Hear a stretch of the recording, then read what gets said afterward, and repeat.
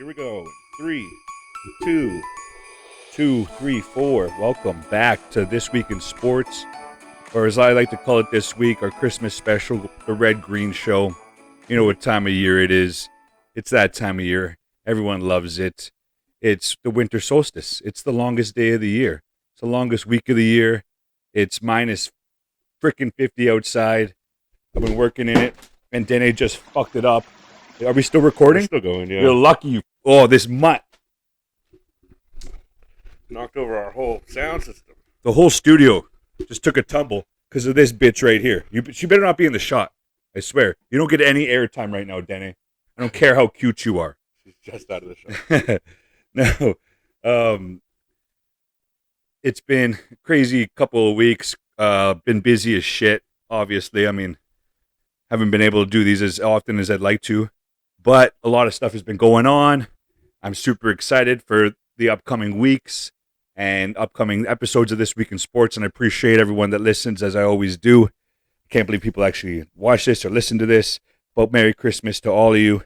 And this is going to be a crazy new year coming up. I'll be going to Seattle for New Year's, Vancouver, and we'll get into that. And we're gonna be doing I think maybe one of these before I leave, and then definitely a wrap up once I get back. But it's going to be my first time watching the Kraken play, and then my first NFL game. So we're going to talk Oilers, obviously, NFL. We're going to talk some crazy shit going on in Argentina. And of course, This Week in Sports History in TWISH. But first things first, the Edmonton Oilers, of course. The Oilers killing it tonight against, it's funny, I'm wearing green, against the Dallas Stars. And it was a close game. Back and forth. The Oilers, it was very similar to the last few games. And as always, we always get scored on first. You know, that's just how it goes. But then we were able to immediately come back, not too far after. And it kind of felt like the previous game against Nashville, where we got scored on first, and then we'd score again, and then they would score, and then we would score again. And just back and forth. You know, they'd have the lead, but we tie it. They'd have the lead, we tie it. Just like that. And that's what happened in this game. After one period, we were tied at 1. After a goal from Matthias Janmark. We need more of that depth scoring, obviously. Everyone talks about that. All these shows show the stats for how much heavy lifting our top players do and what little bit of contributions these other guys give.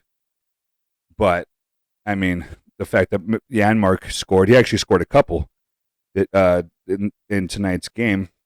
But, in the second period, it was tied after 1. It was a close game. Dallas scored early, as they, you always see that shit. But I love the Oilers' resiliency. They were able to respond consistently, just like they did against Nashville. And instead, we won against Dallas. We lost against Nashville, obviously, but we beat Dallas after we got goals from Hyman on the power play. Nuge has been absolutely killing it this year. We all know that. Everyone loves the Nuge. We all do.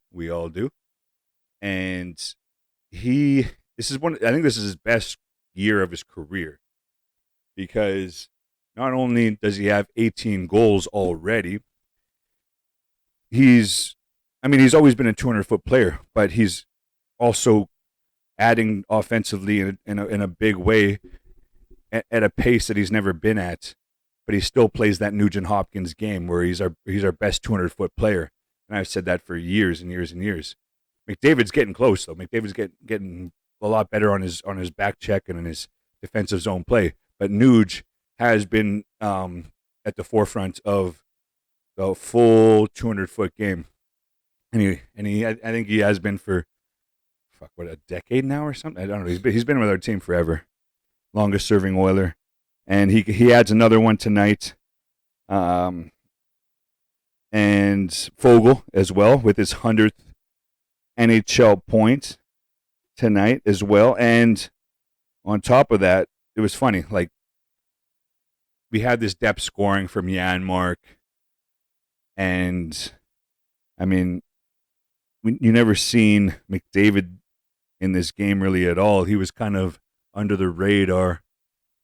Some would say kind of a sub performance for McDavid standards, but being the player that he is, McDavid scores on his first shot of the game with like less than 4 minutes gone, or less than 4 minutes remaining in the third period, to give us extend our lead in the third period. It was all Oilers in the third, which was amazing to see, considering how tight of a fight it was against the Stars. The intensity throughout the game was at a next level. It almost had the feel of like a late season game, because it was just hard checking. It was a hard battle by both teams. And I mean, Dallas, I guess, is first in their division, in the Central Division, and you could tell why, just the way they played, but the way we were able to just keep up with them, and just shows that we have the ability to play that way. We played physical. There was good hits. There was tight checking, which you got to see, and that's what you've seen. That's what you see in the playoffs, is tight checking, constantly. So we need more consistency in that regard during the regular season here. And I don't know, everyone's like hitting this panic button. People are like freaking out, like, oh, we got to do something. We got to do this. We got to make something happen with our team. We're kind of underperforming, which I wouldn't completely disagree with. But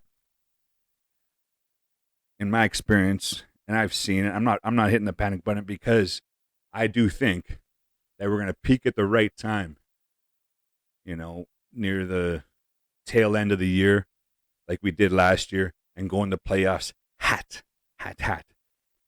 Just like this beautiful fire we got going on here. It's like we got the fireplace around the Christmas tree here. This is a perfect Christmas special for This Week in Sports. Our first, I think, official Christmas special, actually. Hence the this beautiful tree and my ugly Christmas sweater. But yeah, the Oil looking pretty good. I'm going to go catch them in 3 games. There's only 2 games between here and me seeing them in Seattle. So it's going to be a tough game, because believe it or not, Seattle's ahead of us in the standings, right, as of the recording of this, which, normally you would never think that would happen with an expansion team, but once Vegas came into the league, anything can happen, right? As far as that, Vegas, second newest team in the league, leading the Pacific Division. Kings are right behind them. Kraken are third, and we're actually 1 point away from the Kraken right now. They have 39, we have 38. And so the next couple games, we face Calgary, and then we face Vancouver. It's going to be all division matchups coming into the end of the year, into the Christmas break, the year-end break. So all division matchups. Positions are going to change within the standings, and I cannot wait to go to Seattle and watch the Oilers play there, because it'll be my second game watching the Oilers outside of Edmonton live. First of which, I think everyone knows which one that was. If you don't, it was goalie fight happened. Other Oilers news, though, in this week of sports, we had a big signing. I mean, we signed Stuart Skinner, our goaltender, who I thought was maybe a couple years away from being a number one, or whatever if you want to call it that, make a number one, number two. I mean, there's so many teams that use the goalies almost evenly, opposed to the way it was years ago, when the backup goalie would only play 10 games, 15 games or something. Now it's more of like a 45, 35 split or whatever. It's more evenly dispersed. But it's kind of ironic. Like I like the signing of Stu, obviously, because he's earned it. It's 7-8 over 3 years, and I like the way he played this year. But I mean, I loved the signing of Campbell in the offseason. I thought he was going to be, you know, the yellow brick road to Oz, but he's sputtered along, and so Stu. Thank God for Stu, because I don't know what this season would be if Skinner didn't step up and lend us his hand and play the way he has. So good on Stu Skinner, and earning that cheddar cheese. He's also a Edmontonian, born and raised here, and now he's signing here. And I think that contributed a little bit to the number that he pulled in, because he's making 7-8 over 3 years, and there's some guys. There's one particular guy making, I think, $9 million a year that he's underperforming, and his name rhymes with. Let that out.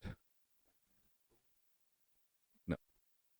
I don't know what you're talking about. Okay, that's good. That's good. Campbell's not making that much. He's not making 9, but he's making almost double what Stu's going to be making, which is a trip. But goalies they're finicky like that. I mean, look back what we gave Koskinen. That's a different story. Holy shit! Something fell back here, and I thought it tripped me out for a second. Things are falling. Trees, ornaments are falling, man. Who set this thing up? Another news regarding my Seattle trip, because I'm pretty sure we'll have time to record another episode before I head to Seattle next week, because I'm taking some time off. But you never know. People get busy. Shit happens, and schedules sometimes don't align. But I'm going to be going to, as well as going to the Oilers and the Kraken game, which I'm so stoked for. I'm going there with my cousin Morgan. Shout out to Morgan. I'm going to be going to an NFL game, my first NFL game, on January 1st. So it's going to be a shit show for me. The weekend that I'm in Seattle. I'm flying to Vancouver, where my cousin lives, on the 29th. And then we're driving to Seattle on the 30th. And then we're going to the game that night. And then the next night is New Year's Eve, obviously. And last time I went to Seattle, it was with my cousin Morgan as well. And we got into it as far as, having a killer time downtown. And it's kind of cool, like, going there with her, and I kind of just had to half convince her to come down, because she's like, oh, it's just after Christmas, it's tight for everyone. But it took just not that much convincing. I was like, yo, it's New Year's. We had a killer time down there the first time, and so she got on board, and I just can't even. It's going to be so crazy. I can't even fathom what New Year's Eve is going to be like, let alone like the Oilers game. But then New Year's Eve, and then 12 hours into the new year, I'm going to my first NFL game. So there's not a lot of time for rest, and even time to like go back to the Airbnb or whatever happens, because I want to go tailgating before you have to get the full experience. Yeah, you have to. Yes. So I think the game is at noon, Seattle time. Yeah. So I want to be down there like a couple hours early. It might be 1 o'clock Seattle time. So I have to be down there like around 11 or so, 10 or 11 in the morning after New Year's Eve. So I still haven't even prepared myself to how I'm going to do it. But the Jets are going to be in town against the Seahawks, and both teams, like the Kraken and the Oilers, are close in points. Both, as of right now, and I'm sure as of the time that I see them, will be in have a chance for the playoffs, which is actually crazy to say because the Jets always suck, as far as I know, and the Seahawks. It depends the year, I guess. But right now, the Jets are 7-7, which isn't terrible. But they'll be going after a wild card spot, and the Seahawks are non-existent in the. They're also 7-7, and they're also going to be going for a wild card spot. So that game on the 30th is going to be huge for both teams, and I can't even imagine. I can't even fathom what kind of environment I'm going to go into. I have a feeling everyone that's going to be there, not everyone, but most people are going to be like either as hungover as me or is just still on the train as me, depending how it goes. I think I'm going to be so freaking happy to be there. Like it doesn't even matter what condition I'm in. It's not going to matter how cold it is because I just was working in -50, and so like that's not going to be an issue. The weather. I'm beyond excited. Like it's something that I've always wanted to do. Go to an NFL game, and it just kind of lined up with the Oilers being in Seattle too, and New Year's. So, as a sports broadcaster, I feel like I have to go do this. I have to go watch an NFL game first of all, but also, I mean, my Oilers are there, so it just works out perfectly. And it's New Year's, and on top of that too, I've always made it a thing to go to Vancouver every single year. It's like kind of like a tradition of mine because I love it so much. Such a beautiful city. I love seeing my cousin. Her accommodations are great. She accommodates me. We have a good time. It's never not a phenomenal time in Vancouver. So I go there usually every summer. This will be like the first time I go there in the winter, but this is also the first year that I haven't gone. But I'm still gonna go this year because I'm going there on the 29th. So the streak continues. So and also it continues into 2023. So if for whatever reason if I don't go there in that next summer, at least I can still say I've been there every single year since my first year going anywhere actually outside of Alberta in 2014. It took me like 23 years to go anywhere. And 2014 I went to Squamish for M&M, and and then I went to Australia later that year, and it kicked off my traveling bug. And I've always made a stop in Vancouver, so I'm super stoked for this trip. But from football to other football, I don't know if you guys seen what's going on in Argentina. Holy shit! So obviously they won the World Cup. Yeah, this week in sports they had their championship parade, their World Cup parade, and it might be the craziest scene I've ever watched in regards to sports celebrations. Can you look up the population of Argentina real quick? Because the only thing I compare that to the scenes in Argentina is when the Raptors won the championship, and in Toronto, their parade, they had like 3 million people. And we can't do it on your phone? Oh my God. I know this internet is kind of finicky, but it's okay. I just want to see one thing, because when the Raptors won it, 3 million people went downtown Toronto. An estimated 3 million people. Crazy. So that's like almost 10% of our population, a little bit less, right? And that scene was wild. It took way longer for the bus of the Raptors to make it to the final spot. It took like an extra 2, 3, 4 hours or whatever, just because of the massive humanity everywhere. And that was a spectacle to be seen. And I wish I was there. I really do kind of regret I didn't go. But Argentina's population is 45 million, and there was an estimated 5 million people in Buenos Aires for the parade for the World Cup. If you haven't looked up the scenes, check it out. Here's to give you an idea how crazy it was.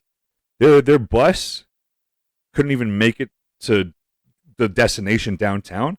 They couldn't move. So they had to be, not even kidding, I've never even heard of this. They had to be brought out of there by helicopter, the team, because they couldn't go by land. It's just unfathomable how crazy it was. And the thing is, they've won a World Cup before. It's not like the first time, but that goes to show you their passion for the sport of what they call football, what we call soccer. And man, oh man, that's where the party was at this whole entire week in sports, man. Frick. I wish I could be down there, but 5 million of the 4.45 million people of Argentina went down there to witness the parade. Countless more, obviously, watching it on TV. Absolutely incredible. Good job, Argentina, even though I didn't even watch any of the World Cup. It was on the other side of the world. The games were early in the morning, and I don't really care about soccer. And also, the Canada didn't win a game. I mean, Alphonso Davies scored a goal, and he's from Edmonton, which is like pretty dope. But in 4 years, maybe next time in 4 years. Though I did hear that the head of FIFA said they were considering changing it to every 3 years, just based on the success and the eyeballs that were on this. But I don't know. Like, would that make it less valuable and less sought after? I don't know. You have to ask a soccer fan. So, before we get to TWISH, there's been some MLB signings, and there's been a few. The main one was Correa, was supposed to go to the Giants. The Giants said that's depending on a physical. So the Mets was like, fuck that, we'll just sign you. And so that was a huge, huge contract. It was like 12 years, 300 and some million.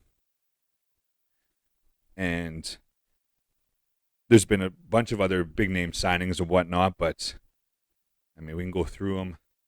I don't think there's really any need to. I'd rather talk about my Northern Alberta Tomahawks. So they've been off. They're off now for the Christmas break. They'll start up again in the new year. I was supposed to do a game last weekend, but the roads were so terrible, like so terrible. Slave Lake was supposed to come in, but they didn't want to risk it, and so they called off the game, which was kind of good because I didn't really want to go down there, all things considered. So I think the rule on that is if whatever team can't make it, then they forfeit or whatever. But the news in the Tomahawks world, pretty cool news, to be honest with you. They're having their All-Star game. The league is, and it's being held on January 17th in Ontario, Bancroft, Ontario, to be exact. It's gonna, the boys are gonna have the dinner. They're gonna have the All-Star game, skills competition. They're gonna do it all, and we have some really good players. We have a good team. We're second in the division. We beat the High Prairie Red Wings. I can't remember if I talked about. I don't think I talked about this on the last episode. We beat the unbeaten High Prairie Red Wings. They gave them their first loss I think they were 22 or 23-0, and we gave them their first loss in Enoch. It was an incredible game, and because of that, well, I mean, part of that was a lot of our big players coming to shine. But because our players are so good and our top players are putting up points, 3 of them have been selected actually 4 of them have been selected to the All-Star game over there in Ontario.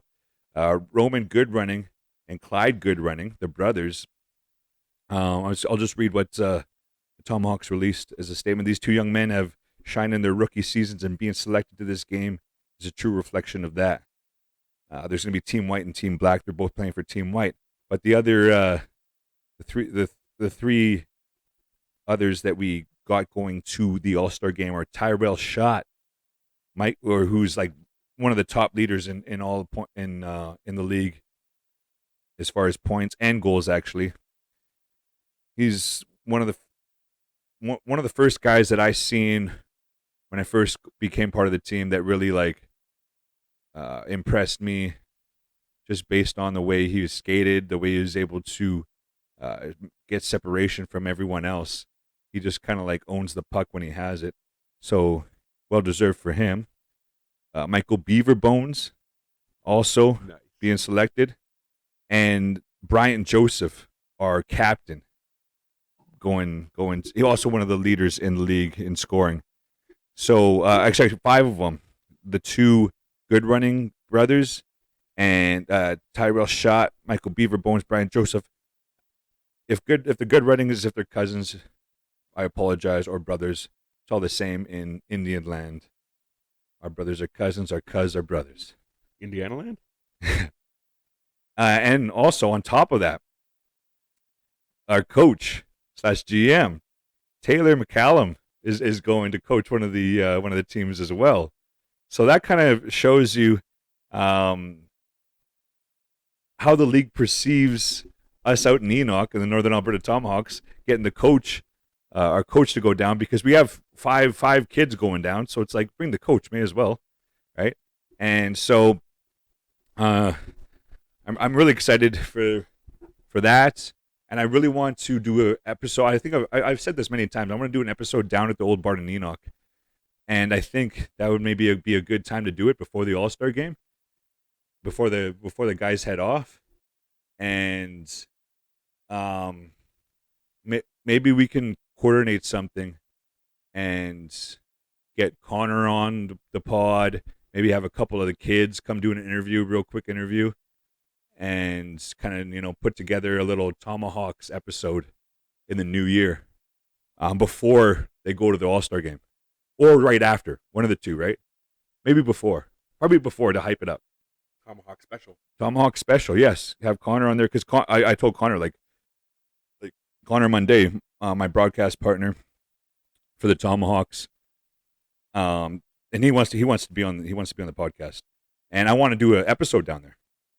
So we should try to coordinate that for, I don't know, I was thinking this is January 17th, the All-Star game. We have a game in Enoch on January 13th, so maybe before that game or around that time, because I get back on the 5th of January from Van, 5th or 6th, and then I'd like to do an episode then. So maybe the following episode we can go down to the old barn in Enoch, get our setup. I think that'd be a good idea. So, yeah, shout out to all the Tomahawks players and Coach Taylor. It's quite impressive. So, I'm so glad to be part of that organization. I've said all that before. On to this week in sports history. On December 19th, 1904. My God, this is a long time ago. I don't know when I read this, I didn't believe this story. So think about 1904. This is like right after Red Dead. Most people are like riding horses. I don't think there's cars. But you know what exists? The Stanley Cup. The Dawson City hockey team begins a 9-day walk to get a boat to Seattle, to catch a train to Ottawa to play in the Stanley Cup on January 13th, 1905. What the Yeah, crazy. And then you fast forward to 80 years later. Frick, what a trip. How the game was. I couldn't even imagine how the game was in 1904. I've seen documentaries on it, but there's obviously no footage of it. There's no really radio of it. It's just completely different. Scotty Bowman wins his 691st regular season game, making him the most winningest coach in NHL history. That's December 19th, 1984. And on that same day, in 84, my number, Number 99, Wayne Gretzky. At the age of 23, becomes the 18th player to score 1,000 points. Also, the youngest player at only 23 to score 1,000 points. Something else that happens in 1980, on December 19th, 1980, Raging Bull was released, which is considered by many one of the greatest, not only movies, sports movies ever made, but maybe the greatest movie ever made. And yeah, it's one of my favorites. And Martin Scorsese is one of my favorite directors. And do I love me my movies? And Scorsese is one of the best. We talked about this. Scorsese, Tarantino, and Nolan. I can't wait till Nolan's new one. But before we let you go here, one more item of This Week in Sports History. In 1891, the first game of basketball was played based on the rules by Canadian Dr. James Naismith. It wasn't played in Canada, though. It was played in Springfield, Massachusetts, to all you Simpsons fan. And something I've seen come on the tube before we started recording, basketball-wise, Spicy P, Pascal Siakam for the Toronto Raptors, dropped 52 tonight at MSG, breaking a record for most points by a Toronto Raptor in Madison Square Garden, and the most points since LeBron James has done that against the Knicks there. So that was very impressive. But I appreciate y'all watching this year, being a part of this, and hit like, subscribe, all that. But beyond all that, I want everyone to enjoy their holidays with their family, and Merry Christmas, you filthy animals.